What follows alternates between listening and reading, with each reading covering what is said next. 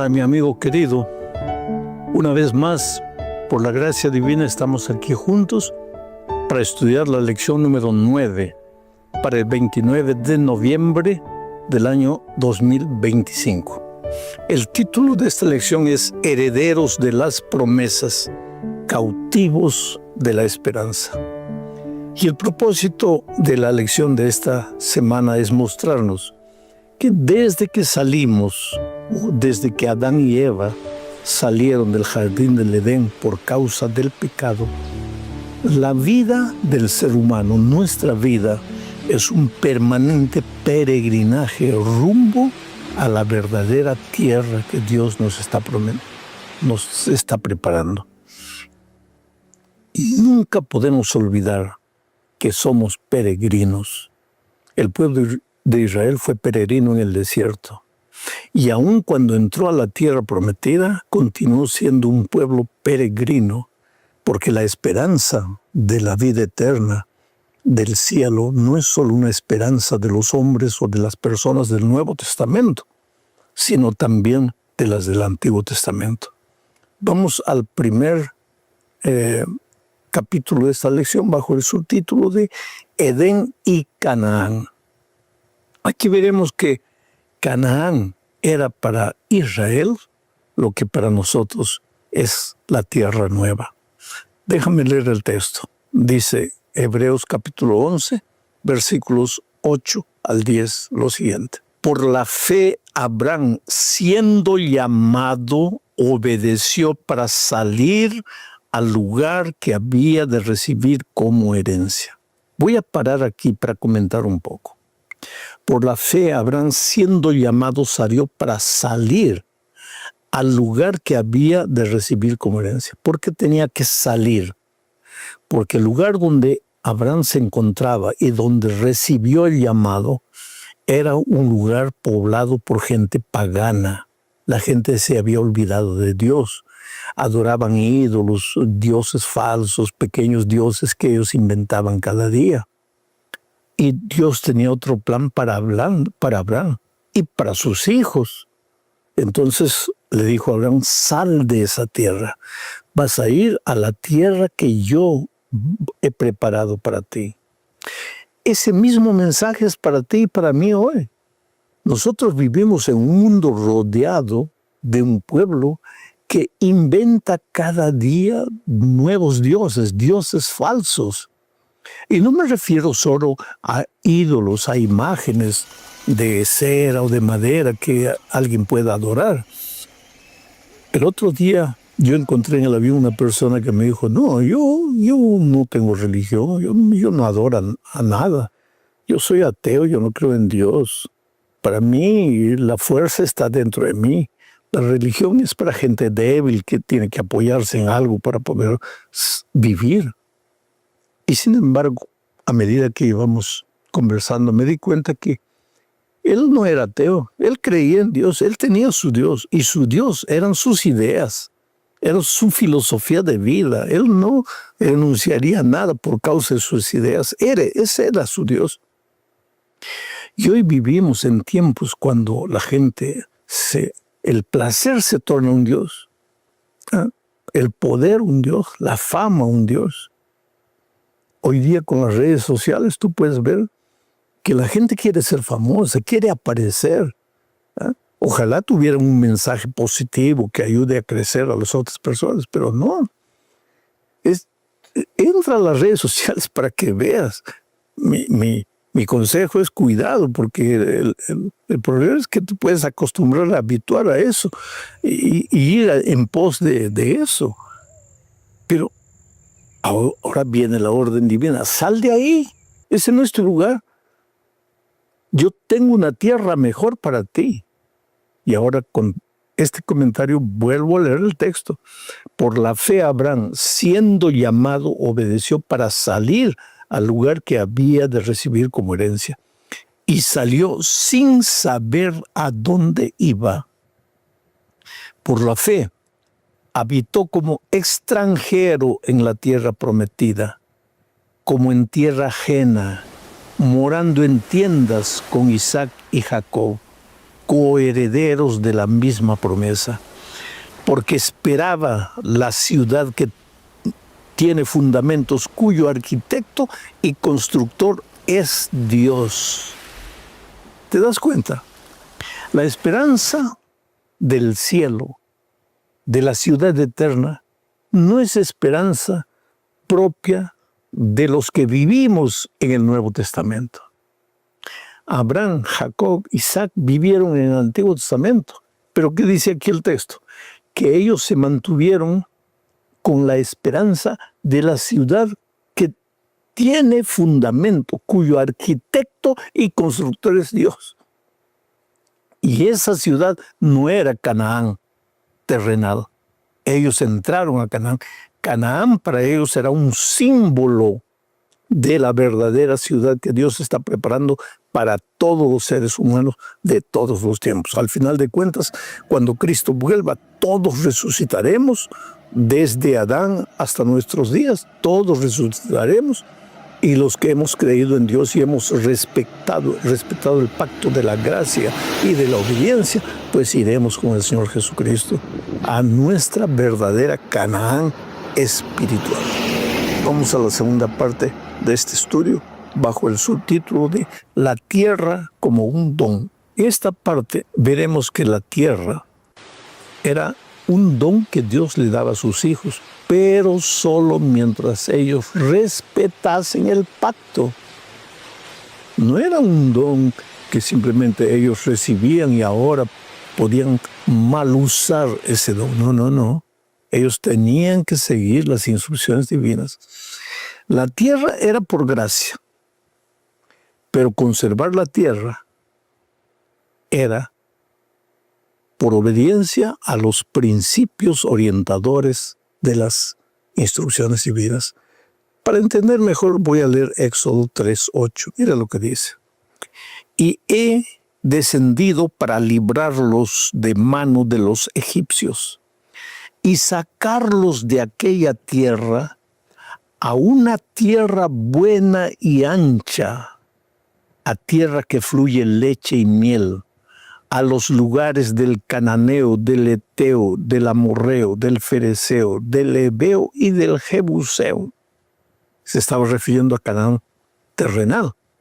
Los he sacado de Egipto para llevarlos a esa tierra. Esa tierra de Canaán, Dios le había prometido a Abraham, a Isaac, a Jacob.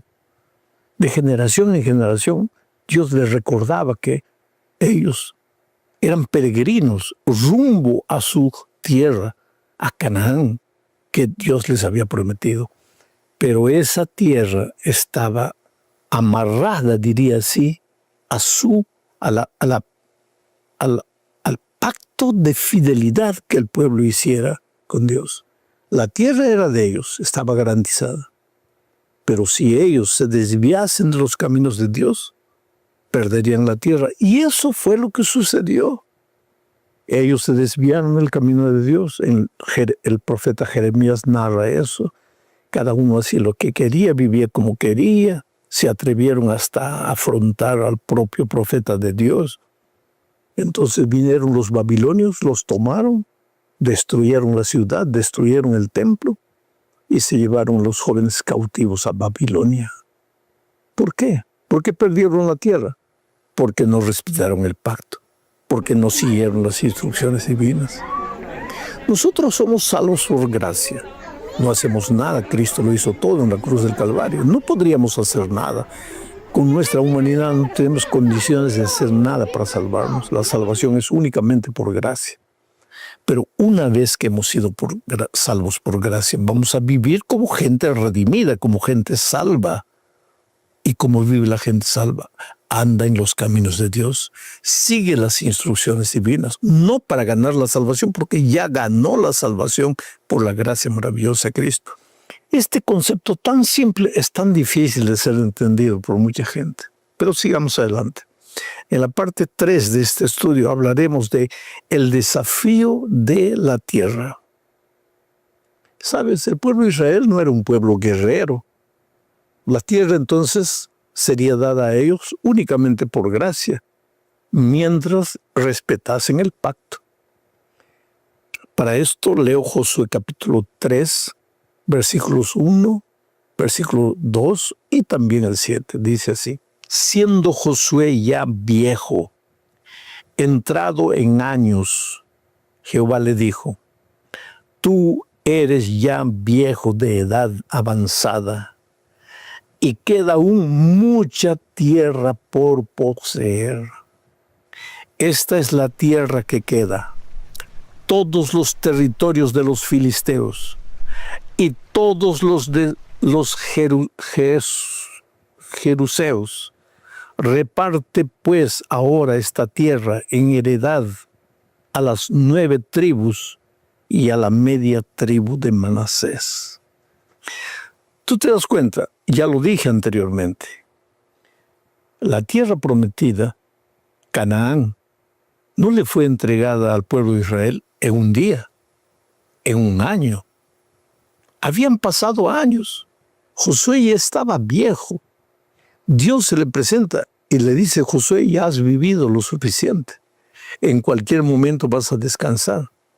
Pero todavía hay mucha tierra para ser conquistada. Esto es lo que nosotros necesitamos entender en la vida cristiana. Porque en este peregrinaje rumbo a nuestra verdadera casa, el diablo va a aparecer en nuestro camino colocando obstáculos, dificultades, tierras salvajes para ser conquistadas. Me refiero a vicios, hábitos, deficiencias de carácter, tendencias, herencia genética. Entonces, ¿te parece imposible llegar a la Canaán espiritual? ¿Por qué? Porque hay tanto enemigo en tu camino. Y llegas a viejo. Y aunque has conquistado mucho, todavía te falta mucho para conquistar. Este, querido, es un desafío para que no te contentes con la mediocridad, para que no estés conforme con lo que has logrado hasta aquí. Dios ha sido bueno contigo y te ha concedido victoria sobre las tendencias, sobre los defectos.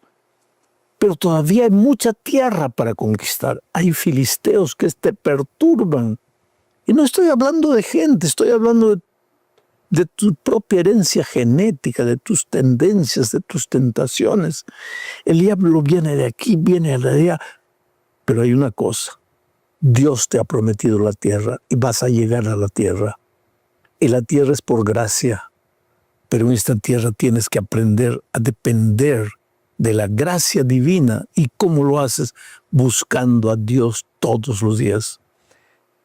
Estudiando la palabra de Dios todos los días. Viviendo, aprendiendo a vivir en espíritu de oración y testificando el amor de Cristo. Mucha gente piensa que hacer el trabajo misionero, predicar el evangelio, yo no tengo habilidades, yo no tengo el don. No, querido. Predicar el evangelio no es don, es una necesidad. Tienes que hacerlo, porque así como el cuerpo humano necesita ejercitarse, moverse para durar bastante, en la vida espiritual, si tú quieres llegar a la tierra prometida, tienes que moverte. ¿Y cómo? Buscando personas para traerlas a Jesús. Ahí entra la testificación. Vamos a la cuarta parte de este estudio, bajo el subtítulo de El Jubileo. Es interesante que Israel debería recordar siempre que la tierra era de él, de Israel, pero no le pertenecía. Es por eso que Dios estableció algunos conceptos que Israel debería respetar. En primer lugar, la tierra debía descansar cada 7 años. No debía ser cultivada. ¿Para qué? Para que el pueblo de Israel recordase que aunque era dueño de la tierra no le pertenecía. La tierra pertenecía a Dios. Claro que al descansar la tierra 1 año cada 7 años, también eso renovaba la misma fuerza de la tierra y la tornaba tierra más productiva. En segundo lugar, mira lo que Israel hacía. cada 7 años también liberaba a los esclavos. Porque como en todo tiempo, pues había gente desorganizada financieramente y había muchos israelitas que gastaban más de lo que recibían, que no eran fieles devolviéndole a Dios el sagrado diezmo que le pertenece a Dios y que es una señal de confianza y de pacto con Dios. En fin, vivían angustiados, en deudas. Entonces, en ese tiempo la cultura era diferente. Ellos pasaban a ser esclavos, ya que no podían pagar con dinero. Pagaban con su vida, con su servicio, pasaban a ser esclavos. Pero esos esclavos, por orden divina, eran liberados cada 7 años. Cosas de Dios, para mostrarle al pueblo que, aunque tenían cosas, las cosas no le pertenecían a Dios. Otra cosa era el perdón de las deudas. Cada determinado tiempo, las deudas eran perdonadas. Y entre ellas estaba la fiesta del jubileo. Cada 50 años se realizaba esta fiesta. Había mucha gente que había entregado su tierra. La tierra le era devuelta al que había entregado su tierra por causa de deudas. Todo esto, ¿para qué? Para recordarle al pueblo que aunque la tierra era de ellos, no era de ellos. Parece incoherente, ¿no es cierto? Pero eso nos recuerda también a Dios. Esta computadora, yo la compré, pero le pertenece a Dios. ¿Por qué? Porque la compré con dinero que Dios me dio. No, pero usted no se esforzó. No me esforcé. Porque las fuerzas vienen de Dios. La vida viene de Dios. ¿Tienes dinero porque vendes papas? ¿Tú crees que el dinero que tienes es fruto de tu habilidad para ir, comprar las papas, venir a la otra ciudad, vender en la otra ciudad? No. ¿Quién te da la vida? ¿Quién te da la salud? ¿Quién te mantiene? Es Dios. Por lo tanto, aunque las cosas son tuyas, no son tuyas, le pertenecen a Dios. Y en la fiesta del jubileo, el pueblo de Israel recordaba justamente eso, que era dueño de la tierra, pero la tierra por encima de todo le pertenecía a Dios. Y llegamos al fin de este estudio hablando de la tierra restaurada.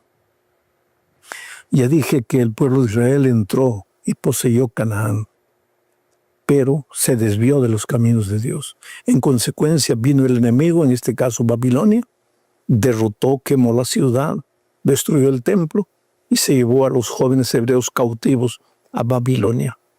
Uno para allá, otro para allá, distribuidos por los cantos de la tierra. Pero cuando ellos reconocieron su pecado, los israelitas se arrepintieron, lloraron, clamaron a Dios. Dios cumplió la promesa de traerlos de nuevo y reunirlos. Mira lo que dice Ezequiel capítulo 11, versículos 17 al 20. Di, por tanto, así ha dicho Jehová el Señor: yo os recogeré de los pueblos y os congregaré de las tierras en las cuales estáis esparcidos, y os daré la tierra de Israel. Esto sucedió durante el exilio. Dios levantó al profeta Ezequiel, un pueblo esclavizado ahora en Egipto, triste por causa de su desobediencia. Dios usa a Ezequiel para traer palabras de ánimo. Dios, ¿qué le promete Dios? Los recogeré, los traeré, los juntaré de nuevo, restauraré la tierra de Israel. Sigo leyendo el versículo 18, dice: y volverán allá. ¿Allá dónde? A Jerusalén, a la tierra, y quitarán de ella todas sus idolatrías y todas sus abominaciones. Pues era por causa de esto que ellos fueron cautivos. Ahora volverán, pero ahora arreglarán la vida, limpiarán los altares inmundos, adorarán únicamente a Dios. Luego, ahora el versículo 19 dice: y les daré un corazón y un espíritu nuevo pondré dentro de ellos, y quitaré el corazón de piedra de en medio de su carne, y les daré un corazón de carne, para que anden en mis ordenanzas y guarden mis decretos y los cumplan y me sean por pueblo y yo sea a ellos por Dios. ¿Entendiste el mensaje? Dios le dio a Israel la tierra de Canaán por gracia. No hicieron nada, pero les dio instrucciones. ¿Recuerdas que cuando construyeron el altar escribieron las instrucciones ahí? Pero ellos se olvidaron de las instrucciones, no las cumplieron, no las obedecieron.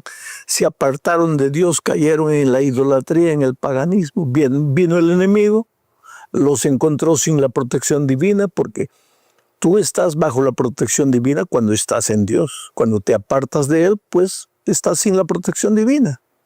No es que Dios te abandona, Dios te sigue, Dios te llama, pero si tú te vas, ¿qué puede hacer Dios? Vino el enemigo, Babilonia, los llevó cautivos. Ahora viene la promesa de Dios. Yo los traeré de nuevo a la tierra. Pero ahora viene una promesa bonita que sirve para ti y para mí. Y yo arrancaré de tu corazón, de tu cuerpo, el corazón de piedra, duro, terco, orgulloso, vanaglorioso. Lo arrancaré. Te daré un corazón de carne. Colocaré dentro de ti mi espíritu, para que andes en mis caminos, para que seas mi pueblo y yo sea tu Dios. Oh, queridos, a veces la vida tiene que golpearnos para entender que estamos lejos de Dios. Muchos de ustedes, mis amigos queridos que me siguen, no están en la iglesia. Están apartados de Dios y apartados de la iglesia por motivos que yo no sé. Pero tú me acompañas, tú estás conmigo semana a semana. Tú eres una persona linda, sincera, Dios te ama mucho. Pero a veces la vida tiene que golpearnos para entender que no podemos limitarnos a mirar un video por semana. Hay que renovar el pacto con Dios. Hay que volver a Dios. Dile, Señor, arranca de mí este corazón orgulloso, este corazón soberbio. Dame un corazón de carne, coloca tu espíritu en mí. Enséñame a caminar en tus caminos y entonces vas a ver cómo las nubes desaparecen, la tristeza desaparece, el miedo del futuro desaparece, la depresión desaparece y amanece un nuevo día en tu existencia.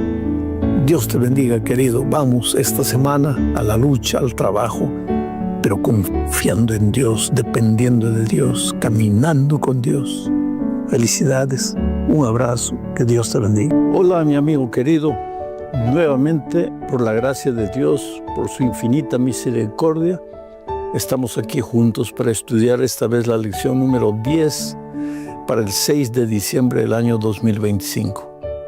El título de la lección es El verdadero Josué. Y el propósito de la lección de esta semana es enseñarnos algunos principios bíblicos de tipología. La palabra un poquito complicada, ¿no? Tipología. Vamos a ver qué significa la tipología y de qué manera Josué es un tipo del Señor Jesucristo, el gran libertador del pueblo de Dios a lo largo de todos los tiempos. Entonces vamos a la primera parte de esta lección hablando de la tipología bíblica. ¿Qué es la tipología bíblica?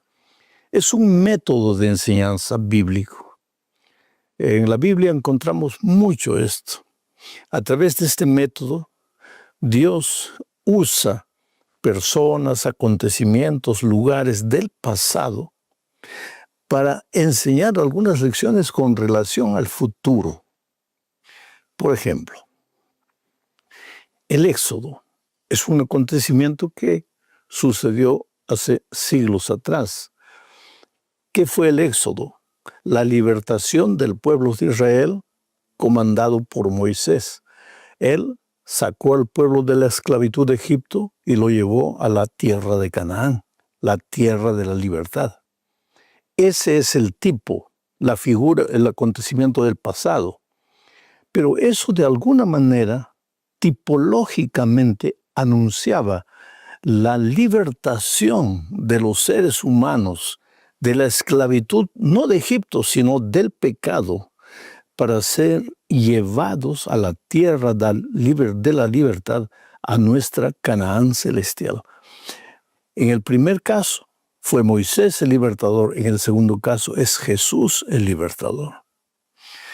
Ese es el uso de la tipología en la Biblia. Bueno, algo que la lección presenta es la tipología de David. En el Salmo 22, si tú tienes tiempo, lee todo el Salmo 22. Tú verás a David delante de las injusticias, de la persecución que sufría, porque él había sido ya ungido como rey, pero Saúl no quería dejar el poder y lo perseguía, lo maltrataba. Entonces, David escribe el Salmo 22 diciendo sus angustias, su tristeza, su dolor. Y hay algunas expresiones de David en el Salmo 22 que no se entiende relacionadas con David, porque cuando su sangre fue derramada, cuando sus vestidos fueron destrozados, nada. Pero en este caso David es un tipo del Señor Jesucristo, que un día sufriría para salvar a la humanidad y que finalmente sería crucificado en la cruz del Calvario. Resumiendo esta parte, tipología es un método de enseñanza a través del cual Dios usa acontecimientos, personas, lugares del pasado para enseñar lecciones futuras. De esta manera se ilustra mejor el Evangelio, el tema de la salvación o cualquier otro tema. Por ejemplo, en el Antiguo Testamento encontramos al Cordero, que es sacrificado todos los días en el pueblo de Israel. Pero ese Cordero es el tipo del Cordero de Dios que quitará el pecado del mundo, o sea, un tipo del Señor Jesucristo. Cuando Adán y Eva pecaron, fueron preparados vestidos de pieles de oveja para cubrir la desnudez de Adán y Eva. Allí tenemos un tipo de lo que Jesús hace con la realidad triste del pecador desnudo, no físicamente, sino espiritualmente. Y como la única solución para el ser humano es Cristo, el Salvador. Sabes, querido, en todas estas lecciones no debemos dejar en ningún momento al Señor Jesucristo de lado. El riesgo que corremos es tratar de explicar tanto la tipología desde el punto de vista teológico, desde el punto de vista hermenéutico y esto y aquello, y nos olvidamos que el Evangelio todo tiene como centro al Señor Jesucristo. Y con lo que realmente importa no es tanto entender qué es la tipología, aunque puedes hacerlo, y la lección de la escuela sabática tiene muchos detalles que es bueno que tú estudies y subrayes, pero lo que es necesario entender es que la vida cristiana es una vida de comunión con Jesucristo, porque cuando tú estás triste, cuando estás pasando por dificultades, por problemas terribles en la vida, entender tipología no te va a ayudar de nada, pero saber que Jesús está a tu lado, eso sí te va a ayudar. Saber que nunca estás solo, que el Señor no te abandona, y que pases por donde pases, el Señor estará contigo y finalmente serás victorioso. Bueno, entonces vamos a la segunda parte de la lección, estudiando el tipo y el antitipo. ¿Qué es el tipo? Es la figura, acontecimiento, lugar, hecho del pasado. ¿Cuál es el antitipo? Lo que el tipo simbolizaba. Por ejemplo, el Cordero en el Antiguo Testamento es el tipo. ¿Y cuál es el antitipo, el cumplimiento? Jesucristo, el Cordero de Dios que quita el pecado del mundo. El Éxodo es el tipo. ¿Y cuál es el antitipo? La salvación del ser humano del yugo opresor, no de Egipto, sino del pecado. Ahora, cuando estudiamos este asunto del tipo y el antitipo, tenemos que ver que hay tres maneras en que se puede aplicar los tipos. En primer lugar, en la vida de Cristo, este sería el cumplimiento cristológico. En segundo lugar, en la experiencia de la iglesia, este sería el cumplimiento eclesiológico. Y en tercer lugar, el cumplimiento escatológico, que tiene que ver cómo el tipo se cumple en los tiempos finales y en la destrucción final del mundo. Por ejemplo, Israel. Israel es un tipo, era verdaderamente una nación que vivió en el pasado, todo eso es correcto, pero también es un tipo de un cumplimiento futuro. ¿Qué significaba Israel en su cumplimiento cristológico? Si tú lees Mateo capítulo 2, versículo 15, te vas a dar cuenta que Israel simboliza el lugar de donde el Mesías tendría que huir para escapar de la ira de Herodes. ¿Y cuál sería el cumplimiento eclesiológico? Segundo Gálatas capítulo 6, versículo 16, tú verás que Israel en el Nuevo Testamento es el cumplimiento de la realidad en la vida de la iglesia. Israel simbolizaba también a la iglesia espiritual de Dios. Y en el cumplimiento escatológico que tiene que ver con el tiempo del fin, según Apocalipsis capítulo 7, versículos 4 al 8 y también el versículo 14, veremos que Israel es un símbolo de los redimidos. En el grupo de los 144,000, por ejemplo, ahí está Israel de nuevo, por tribu, pero Israel ya no existe. Israel fue un asunto del pasado. Este es el cumplimiento escatológico de Israel. Otro ejemplo, el Éxodo. Aquí está un poco más claro este concepto. En su fase cristológica, ¿cuál es el Éxodo? Porque de manera literal, ¿qué significó el Éxodo? El Éxodo fue cuando el pueblo de Israel salió de la esclavitud de Egipto y se fue hacia la tierra de Canaán. Ahora, este tipo, ¿cuál fue su cumplimiento cristológico en la vida de Cristo? Cuando Jesús salió de Egipto, después que Herodes había muerto, para retornar a Jerusalén. Y en la vida de la iglesia, el Éxodo, en la vida de la iglesia, según de acuerdo con segunda a los Corintios, capítulo 6, versículo 17, simboliza la salida del pueblo de Dios del paganismo, del mundo que lo rodea. Y en su cumplimiento escatológico, ahí tendríamos que leer Apocalipsis 18:4, para ver que en su cumplimiento escatológico el Éxodo significa la salida del pueblo de Dios, de la iglesia contaminada. Y esto se refiere ya al tiempo del fin, cuando Dios dice, salid de ella, pueblo mío, refiriéndose a Babilonia. El pueblo tiene que salir de una iglesia que no es completamente verdadera en el sentido bíblico, no respeta las enseñanzas bíblicas, sino que las mezcla con tradiciones humanas. El santuario también. El santuario, de acuerdo con Mateo 26, versículo 61, el santuario, en su cumplimiento cristológico, es el propio Señor Jesucristo. En su cumplimiento eclesiológico, de acuerdo con 1 Corintios capítulo 3, versículos 16, 17, el santuario simboliza al pueblo de Dios. Y en su cumplimiento escatológico, si tú lees Apocalipsis capítulo 3, versículo 12, verás que el pueblo de Dios son las columnas del santuario, o sea, el pueblo de Dios redimido también es un cumplimiento escatológico del santuario. Bueno, esta parte es un poco teórica, ¿te das cuenta?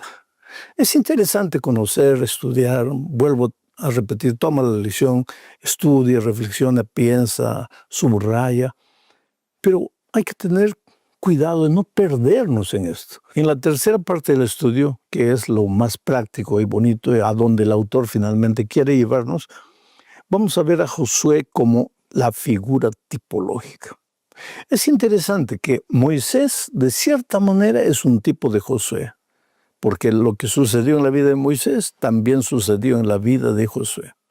Pero tanto Moisés cuanto Josué son un tipo del Señor Jesucristo, que es nuestro verdadero Moisés y nuestro verdadero Josué. Moisés sacó al pueblo de Israel de la esclavitud de Egipto. Cristo nos saca de la esclavitud del pecado. Josué guió al pueblo en la conquista de la tierra prometida, en el desierto, conquistando, venciendo al enemigo, derrotándolo, devolviendo la tierra a los hijos de Dios. Pero Cristo es el verdadero Josué. Él es el que nos conduce en esta vida. Porque, querido, la salvación ya es nuestra, pero el diablo no se queda tranquilo. Canaán ya era del pueblo de Israel. Sin embargo, ¿cuántas veces tuvo que enfrentar enemigos? La salvación ya es nuestra. Cristo ya murió por nuestros pecados. Ya nos sacó de la tierra de Egipto. ¿Pero acaso el diablo va a querer que nosotros lleguemos a Canaán? No, no. El diablo va a hacer todo lo que pueda y lo que no pueda también. ¿Para qué? Para destruirnos, para impedir que lleguemos a tener el reposo celestial con Cristo. Todos los días tú enfrentas luchas. Aparece un enemigo de una manera, de otra manera. Dificultades. A veces esos enemigos no son exteriores. A veces esos enemigos están dentro de nuestro propio corazón. Es nuestro propio carácter deformado por el pecado. Entonces tenemos luchas en la casa, en la familia, en la sociedad en que vivimos, en la propia iglesia de Dios. Hay dificultades, pero así como Josué condujo al pueblo de Israel a través de Canaán hasta encontrar el reposo, la conquista final, así también Cristo nos conduce, nos acompaña, no estamos solos al querer disfrutar de la experiencia de la salvación que es en esta tierra incompleta, pero que será completamente cumplida allá en el reino de los cielos. Dios es maravilloso, queridos. La verdad es que no estamos solos en esta vida. Si en este momento estás atravesando un momento de dolor, de dificultad, a veces te preguntas, pero ¿por qué? ¿Por qué? Si cuando Cristo llegó a mi vida encontré la salvación, ¿por qué en este momento no puedo disfrutar de esa experiencia de salvación? ¿Por qué hay dolor? ¿Por qué hay lágrimas? ¿Por qué hay luchas? Es que todavía estamos peregrinando en esta tierra. Canaán no era el reposo pleno para Israel. El reposo pleno, completo, es cuando Cristo vuelva. Nosotros también estamos en esta tierra. ¿Podemos estar seguros de nuestra salvación en Cristo? Claro que podemos. Cristo nos garantiza la salvación.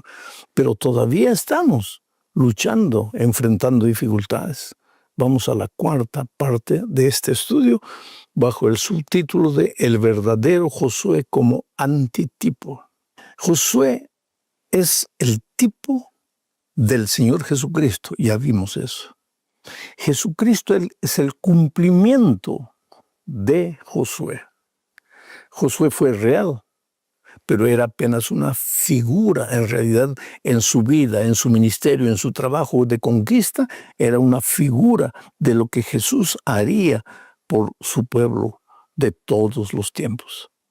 Es interesante que el nombre de Josué y de Jesús tienen la misma raíz, Joshua. Ya por el nombre, Jesús era el cumplimiento pleno del Josué que la Biblia relata dirigiendo al pueblo de Israel. Pero además de eso, hay muchos incidentes en la vida de Josué que pueden ser aplicados hoy a la relación Cristo-Iglesia. Por ejemplo, el paso del Jordán. Josué condujo al pueblo de Israel a través del Jordán. Ese cruzamiento del río Jordán en realidad era una experiencia clave, porque hasta aquí habían estado en el desierto, ahora entraban a Canaán. Pero no había entrada a Canaán a no ser atravesando el río Jordán. Nosotros también vivimos esclavizados en Egipto, pero en algún momento encontramos al Señor Jesucristo, nuestro Josué, que nos ayuda a entrar al río Jordán para salir al otro lado y poseer la tierra.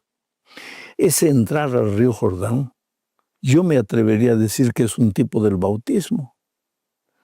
Mucha gente que ya podría ser bautizada, que ya estudió la palabra de Dios, dice, pero ¿por qué es necesario bautizarme? Yo te diría, usando esta figura del tipo y el antitipo, ¿por qué era necesario que Israel atravesara el río Jordán? Porque Canaán estaba del otro lado. Porque de este lado estaba la esclavitud de Egipto, el peregrinaje en el desierto. ¿Por qué es necesario que el cristiano sea bautizado? Porque del otro lado del bautismo está la nueva vida en Cristo, el nuevo nacimiento. Esa es una figura muy interesante, pero hay otra. Por ejemplo, Josué ayudó al pueblo de Israel a conquistar la tierra. Cristo es nuestro gran comandante que nos ayuda a conquistar finalmente las dificultades, a los enemigos de esta vida. Por eso Pablo, escribiendo a los Efesios, dice que debemos tomar la armadura de Dios. ¿Para qué? Para que podamos resistir al enemigo. Porque nuestro enemigo no es de carne y sangre. Porque si fuera de carne y sangre, pues tendríamos que alimentarnos bien físicamente para enfrentarlo. Pero nuestro enemigo es un enemigo astuto, una fuerza espiritual en las regiones celestes. Es por eso que la única manera de derrotar al enemigo para apoderarnos finalmente de Canaán celestial, nos es dada por gracia, porque la tierra prometida a Israel le fue dada por gracia. Sin embargo, el pueblo tuvo que luchar. La salvación plena en Cristo nos es dada por gracia. Sin embargo, mientras vivamos en esta tierra, pues tendremos que vestir la armadura de Dios. Pero el enemigo no te puede derrotar.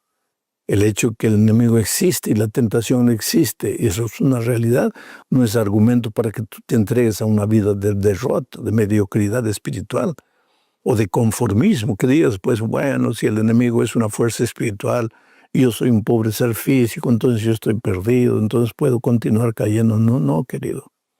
Porque así como finalmente el enemigo fue expulsado de la tierra de Canaán, Cristo en el Calvario ya hizo todo lo posible para que el enemigo no tenga más poder sobre ti. Otra figura interesante. Josué llevó al pueblo de Israel al reposo, aunque en esta tierra nunca tuvo reposo completo. Cristo nos lleva a nuestro reposo, pero no es nuestro reposo en esta tierra, aunque ya en esta tierra podemos usufruir las maravillas de la salvación. Cristo nos conduce a nuestro reposo celestial cuando finalmente el pecado no se levantará por segunda vez, cuando finalmente pues habrá el pecado sido destruido, no quedará ni raíz ni rama. Ahora, ¿qué tiene que ver la última parte de nuestra religión? Jesús y nosotros. Aquí entran las guerras, querido. Vivimos en un mundo de guerra. Es que aunque ya podemos apoderarnos de la experiencia de la salvación, ya hay mucha ventaja. Porque el otro día alguien me preguntó y me dijo así, pero pastor, si yo soy salvo y continúo sufriendo, entonces ¿cuál es el mérito de la salvación? Porque si no acepto a Cristo, igual sigo sufriendo. Y si acepto a Cristo, igual también sigo sufriendo. Entonces, ¿cuál es la ventaja de entregarle la vida a Cristo? Querido, es mucha. Porque cuando tú aceptas a Cristo en esta tierra, aprendes a cuidar mejor tu salud, aprendes a perdonar. Y uno de los venenos peores del alma es el rencor, el resentimiento, la envidia. Pero cuando le entregas la vida a Cristo, todo eso desaparece de tu vida. Y aunque continúas viviendo en este mundo de pecado y el dolor y la muerte y la enfermedad existen, pues tú ya estás libre de esas cosas diminutas que perturban tu vida, que no te dejan en paz. ¿Por qué? Porque cuando le entregas la vida a Cristo, dice, justificados pues para con Dios, tenemos paz. Con paz puedes dormir, con paz puedes despertarte con ganas de luchar y de trabajar. Hay mucha diferencia entre el que tiene a Cristo y el que no tiene a Cristo.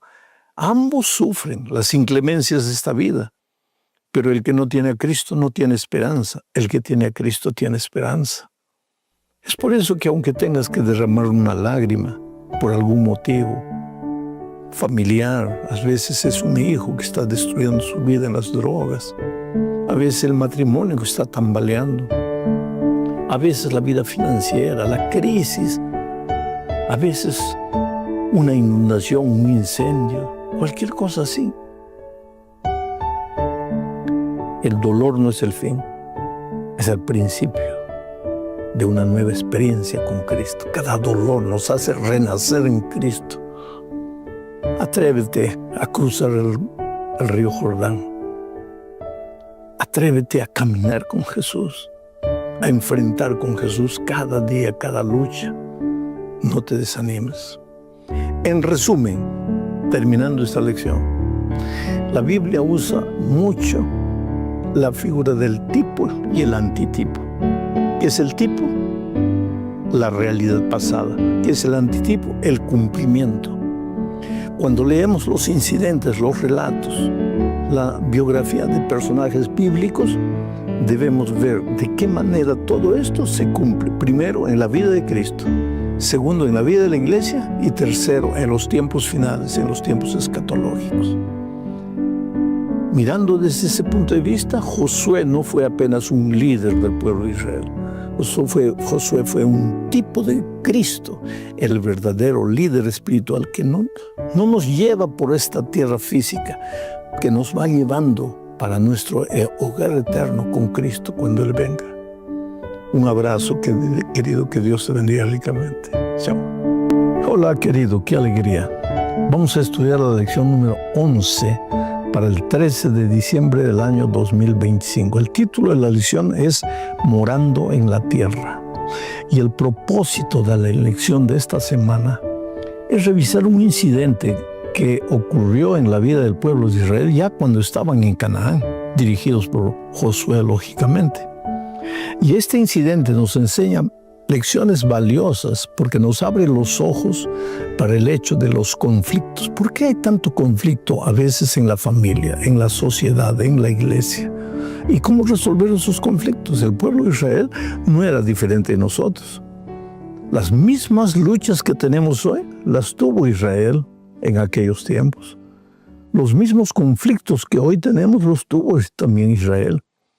Ahora, podemos aprender muchas lecciones de la vida de Israel, de los errores que ellos cometieron. Nosotros, esos errores podemos evitarlos. Y de las cosas que les salieron bien, nosotros podemos sacar lecciones valiosas para repetirlas. Entonces, vamos al estudio de la lección. El primer subtítulo es el compromiso. ¿Por qué el compromiso? Voy a leer el texto para entender mejor este asunto. Josué capítulo 22, versículos 1 al 3, dice así. Entonces Josué llamó a los rubenitas, a los gaditas y a la media tribu de Manasés y les dijo, vosotros habéis guardado todo lo que Moisés, siervo de Jehová, os mandó, y habéis obedecido a mi voz en todo lo que os he mandado. No habéis dejado a vuestros hermanos en este largo tiempo hasta el día de hoy, sino que os habéis cuidado de guardar los mandamientos de Jehová, vuestro Dios. Explico un poco lo que sucedió aquí y por qué esta parte de la lección se titula compromiso. Es que cuando el pueblo de Israel estaba atravesando el río Jordán, ellos vieron un pedazo de tierra que pertenecía a Canaán, pero un pedazo de tierra sin atravesar el río Jordán.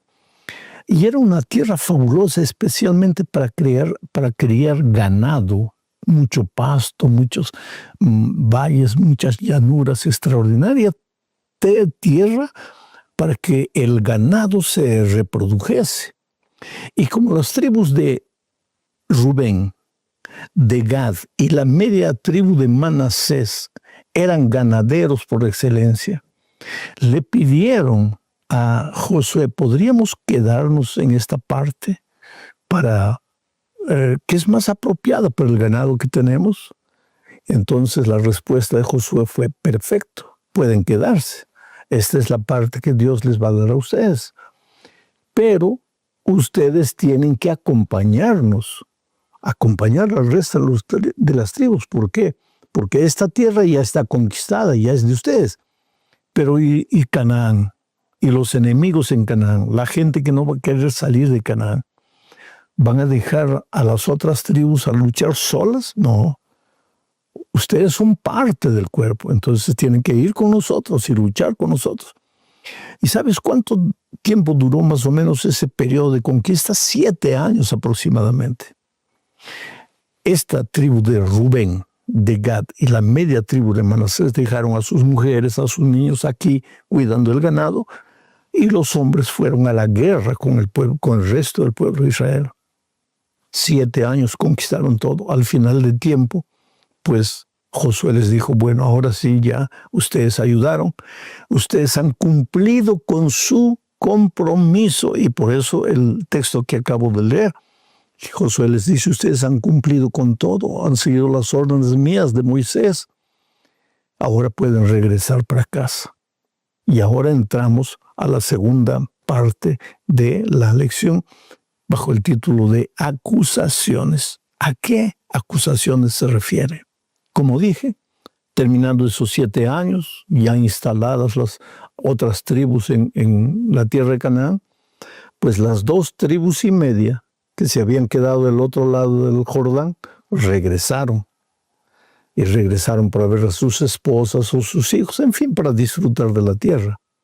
Sin embargo, cuando llegaron al río Jordán, ellos levantaron un altar gigantesco, un altar extraordinario, bonito.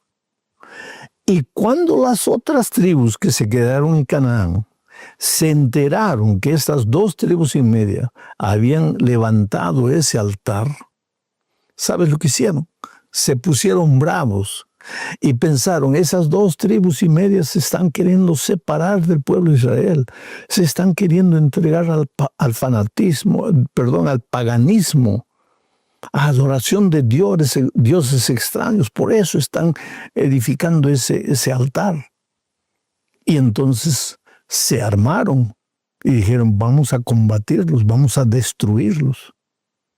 Leo el texto para entender mejor el asunto. Josué capítulo 22, versículos 10 y 12. Dice así, y llegando a los límites del Jordán, que está en la tierra de Canaán, los hijos de Rubén y los hijos de Gad y la media tribu de Manasés edificaron allí un altar junto al Jordán, un altar de grande apariencia.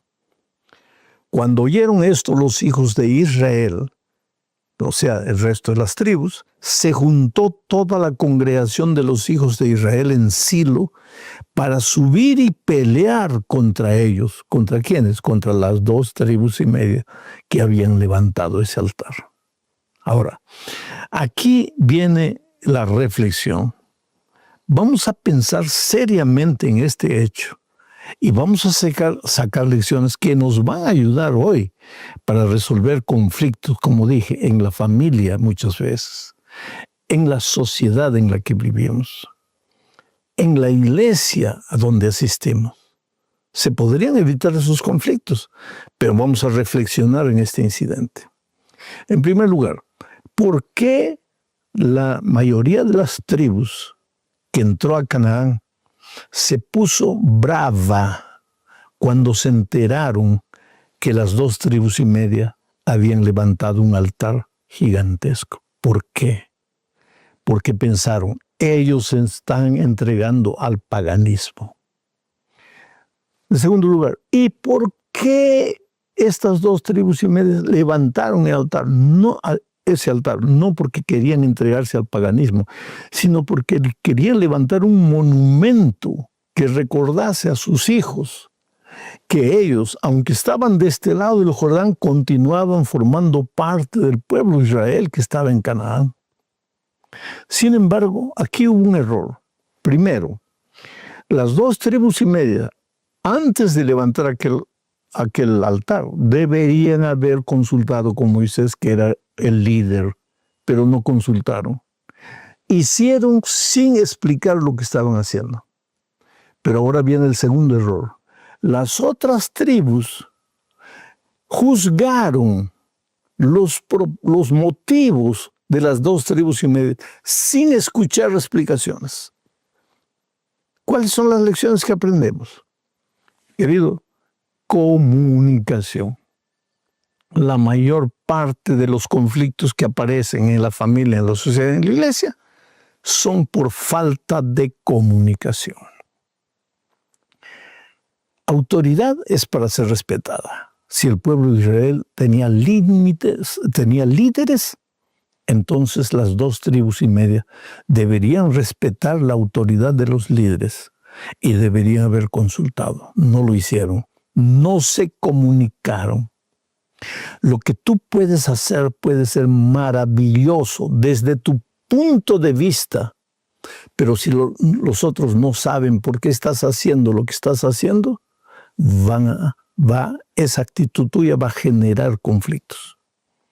Por otro lado, si tú ves lo que alguien está haciendo y ya vas pensando mal y ya vas acusando, sin preguntar antes qué es lo que estás haciendo, falta de comunicación. Y esa falta de comunicación te puede llevar a conclusiones completamente equivocadas. Y ambos están mal. Aquel que hace sin comunicar y aquel que juzga sin comunicar. Ahora lleva esto a tu familia o lleva esto a tu iglesia. ¿Ah? ¿Por qué movieron el piano de ese lugar para el otro lugar? Comienzan los conflictos por causa de la posición del piano. ¿Y por qué? Porque los que movieron el piano, movieron porque creyeron que era lo mejor, pero no consultaron. Y el otro lado, juzgó sin escuchar explicaciones. ¿Cómo resolvió el pueblo de Israel este problema? Esto es interesante y nos lleva a la tercera parte de la lección. Pero antes, en esta tercera parte, vamos a ver lo que sucedió. El pueblo de Israel, las 9 tribus y media, antes de ir a la guerra, partir a la guerra armada contra las 2 tribus y media, ¿qué hicieron? Enviaron una representación para investigar, para averiguar. Ya después de haber llegado a su propia conclusión sin consultar, sin preguntar, ahora enviaron representantes. Y el líder de esos representantes era un hombre llamado Fineas. Este Fineas es interesante, porque no sé si te acuerdas del pecado de Baal Peor, cuando el pueblo de Israel se juntó con mujeres moabitas y no solo hubo un problema de licenciosidad, de pecado sexual, sino que hubo un problema de contaminación espiritual y vino una plaga y estaba consumiendo al pueblo de Israel. Y este Fineas apareció. Este Fineas era hijo de Eleazar, hermano de Aarón. Este apareció con una espada y vio que en una tienda, en una carpa, estaba un israelita con una moabita. Y entonces entró y mató a los dos, llevado por ese celo, por ese deseo ferviente, que el pecado está entrando al pueblo y no voy a permitir que este pecado traiga tanto dolor, tanta plaga sobre el pueblo. Y fue allá y mató a los dos idólatras paganos y libertinos sexualmente. Y pues el pueblo de Dios lo admiró. Desde aquel tiempo Fineas, hijo de Eleazar, cobró cierta fama, cierta imagen de hombre conservador, hombre valiente, hombre decidido. Pues él fue el que lideró esta comisión que vino a hablar con las 2 tribus y media que habían levantado el altar. Pero no vino sin preconceptos, con la mente limpia para oír y ver qué es lo que estaba pasando. Él ya vino preconceptuado, él ya tenía sus propias conclusiones. ¿Y por qué tenía sus propias conclusiones? Porque él había vivido el pasado en Baal Peor, cuando el pecado, el pueblo de Dios se contaminó con el paganismo y vino una plaga y una gran mortandad en el pueblo de Israel. Entonces ahora él viene a juzgar este nuevo caso de por qué levantaron un altar. Vino a juzgar pensando en el pasado. En el pasado La gente se contaminó espiritualmente con el paganismo. Entonces él pensó, estas 2 tribus y media están construyendo este altar para hacer sacrificios paganos. Mira el preconcepto. Pero para él estaba todo maravilloso, porque él estaba juzgando un caso presente por el pasado. Y querido, no siempre la manera como se resolvió un conflicto en el pasado te va a servir para resolver un conflicto en el presente. No siempre el pasado se repite. Cada caso es un caso. No es porque sucedió esto con esta persona que va a suceder esto con la otra persona. No es porque este conflicto tuvo este origen que ahora el conflicto presente va a tener el mismo origen. Hay que resolver un problema. Si quieres resolver el problema, hay que ir con cabeza limpia, sin prejuicios, sin preconceptos. Pero yo tengo experiencia. Pero si tienes experiencia y si Dios te ha dado la capacidad, el don de ser un líder, entonces sé equilibrado. Oye antes de juzgar. Escucha antes de determinar. No llegues a tus propias conclusiones solo porque viviste un momento parecido en el pasado. Este fue el gran error de Fineas, de aquel grupo que fue enviado por Israel para investigar lo que estaba pasando. Leo Josué capítulo 22, 13 y 15. Dice así. Y enviaron los hijos de Israel a los hijos de Rubén y a los hijos de Gad y a la media tribu de Manasés en tierra de Galad, a Finés, hijo del sacerdote Eleazar, y a 10 príncipes con él. Un príncipe por cada casa paterna de todas las tribus de Israel, cada uno de los cuales era jefe de la casa de sus padres entre los millares de Israel. Y pues entonces sucedió lo que te expliqué. Finés fue preconceptuado. Y preconceptuado no vas a resolver ningún problema. Viene alguien a conversar contigo. Alguien que ha tenido varias caídas en el pasado. Y lo primero que haces es pensar dentro de ti. Bueno, este va a querer aquí endulzarme con palabras. Yo ya conozco, yo ya sé quién es. No, querido, esa no es la manera de resolver un conflicto. Escucha. Y cuando esos comisionados escucharon, encontraron una respuesta que les mostró la realidad de por qué estas 2 tribus y media habían levantado aquel altar. Leo Josué 22, 26 y 27. Dice así. Por esto dijimos, edifiquemos ahora un altar, no para holocausto ni para sacrificio, sino para que sea un testimonio entre nosotros y vosotros, y entre los que vendrán después de nosotros, de que podemos hacer el servicio de Jehová delante de Él con nuestros holocaustos, con nuestros sacrificios y con nuestras ofrendas de paz. Y no digan mañana vuestros hijos a los nuestros, vosotros no tenéis parte en Jehová. Mira que las 2 tribus y media, de manera simple, sin alterarse, sin gritar, sin vociferar, sin querer defenderse, sin querer buscar la justicia y pensar, ¿por qué estos vienen aquí a atacarnos sin escucharnos primero? No, con voz mansa y tranquila explicaron. Hemos levantado este altar no porque queremos ofrecer holocausto a dioses paganos, nada, como un monumento conmemorativo para que un día cuando pasen los años, los hijos de ustedes no le digan a los nuestros, ustedes no son parte de Israel. No, hemos construido este altar para que ellos, nuestros hijos, los de ustedes y los nuestros, recuerden siempre que somos un solo pueblo.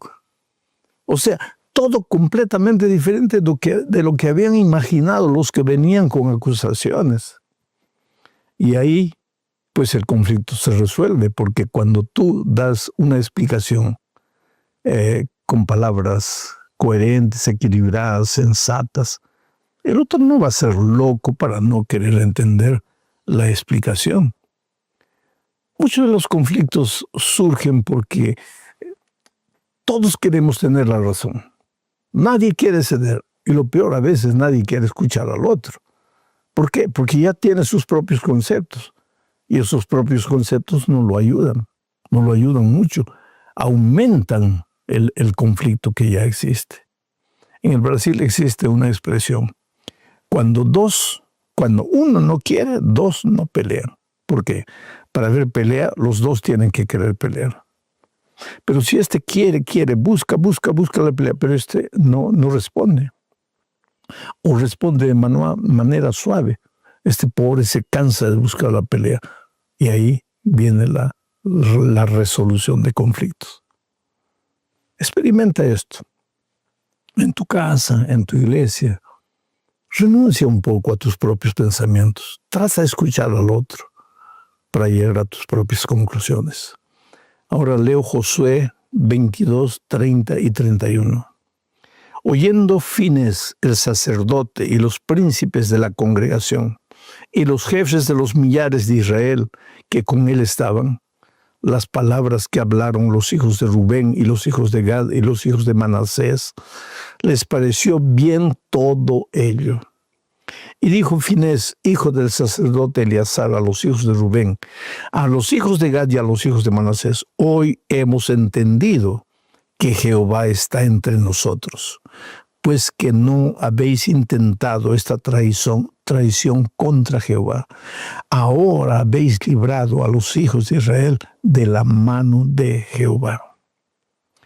Mi amigo querido, toda historia tiene dos lados. Si viene alguien trayéndote un conflicto, no pienses que él tenga razón. Puede tener razón, pero escucha a la otra parte, porque toda historia tiene dos lados. No te dejes llevar por tus sentimientos. Cuando tengas que resolver un conflicto, no te dejes llevar por simpatía, por quién te gusta más o por quién no te gusta. No te dejes llevar por preconceptos. Escucha con cabeza fría. Oye, y Dios te va a ayudar a solucionar ese conflicto. No está en la lección, pero yo te hago pensar. ¿Te acuerdas de Salomón? Un día vinieron dos mujeres disputando un niño. Una decía, este es mi hijo, por esto, este es mi hijo. Y esta ladrona quiere llevarse a mi hijo. La otra decía, no, rey, el hijo es mío. Esta otra es la ladrona. Y este hijo es mío por esto. ¿Qué hizo Salomón? Escuchó a una. Y después escuchó a la otra.